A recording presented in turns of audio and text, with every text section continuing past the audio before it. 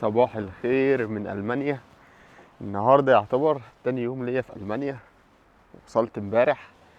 اليوم كان صعب الصراحة معايا، كنت تعبان معرفتش اصور اي حاجة.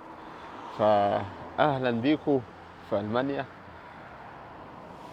طبعا انا جاي علشان في واحد معايا جايله ألمانيا مخصوص.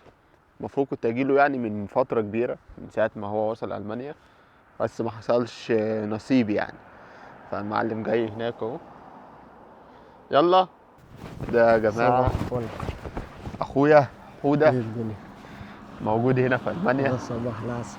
بقالك كام سنة يا باشا؟ انا هو داخل في 4 شوية. شهور. النهارده رايحين مكان او مدينة هي أولم.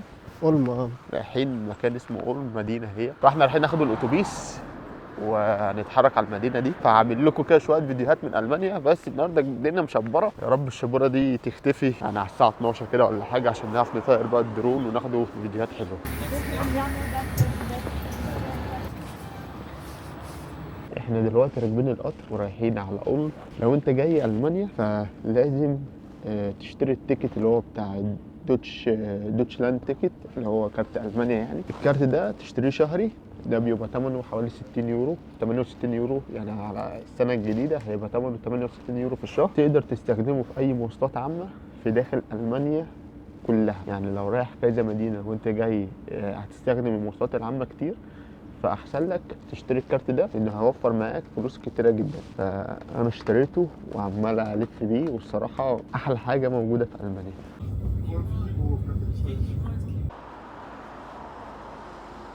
دلوقتي احنا وصلنا مدينه أولم، ودي كنيسه هناك رايحين. المفروض احنا رايحين قريب منها، فنروح ناخد كام صوره ونشوف برضو المدينه هنا عامله ازاي وشكلها عامل ازاي. بس هي الصراحه يعني بالنسبه لانجلترا، المدن هنا هاديه، مفيش الزحمه اللي في انجلترا. الاماكن هاديه برضو جدا، مفيش ناس كتيره حواليك، سكه سالكه مفيش ناس كتيره. فبحس ان المدن دي اهدى كتير من انجلترا. بس خلينا نروح عند الكنيسه دي ونشوف النهارده هنعمل ايه، لان احنا الصراحه مش مظبطين كويس يومنا النهارده. فخلينا نشوف.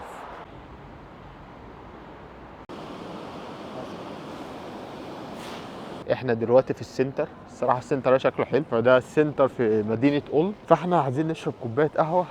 الصراحه ما شربتش قهوه من امبارح. شايفين الزحمه دي؟ في ناس كتير قوي هناك. لسه بقول من شويه مفيش زحمه والدنيا هاديه، الناس كلها موجوده هنا في السنتر. ناس كتيره جدا تقريبا جايين علشان الكنيسه اللي هناك. في واحد هنا هيعزف بيانو دلوقتي.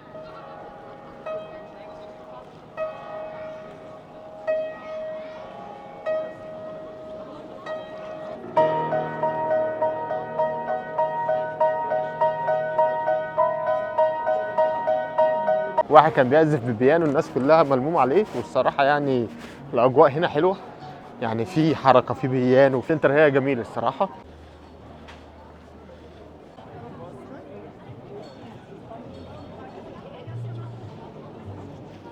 استنى اقول لك اسمه. الكريسماس ماركت في المانيا مختلف. جايبين لك هنا حمارين والناس كلها ملمومه على الحمارين.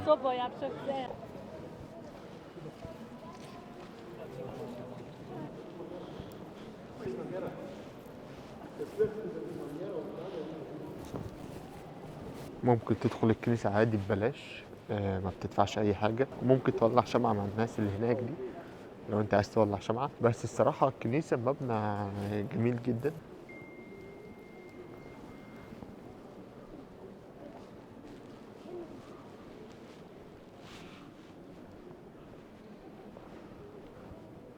دخلنا الكافيه اللي ورانا ده مش كافيه، ده باب يعني، في خمرة وبتاع جوه.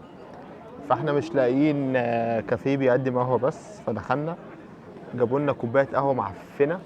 أنا لسه ما دقتهاش، بس نص كوباية قهوة تقريبا ب4 يورو. مش عارف ليه مش عايزين يكملوا الكوباية يعني. فقلنا نشرب أي حاجة لغاية ما نروح مكان تاني بقى. طعمها حلو بس الكمية قليلة جدا.